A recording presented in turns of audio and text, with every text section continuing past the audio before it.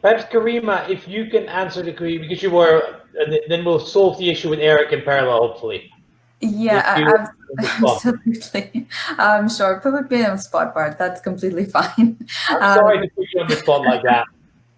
No, I think it's a very interesting question. I mean, looking at the behavior of these different peer groups of companies is really ultimately tied to who has the strongest balance sheet, right? I mean, you look at the US unconventional players and, whereas in the previous 2014 downturn, I think a lot of these companies were focused on growth and the whole drill, baby, drill mentality.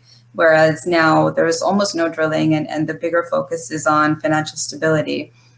Whereas, to Philip's point, some of the bigger IOCs, they've got, entire arms dedicated to investing in either startups or figuring out how to structure partnership agreements and, with large digital players. And so these are the companies that they will sustain their digital investments for the short and medium term.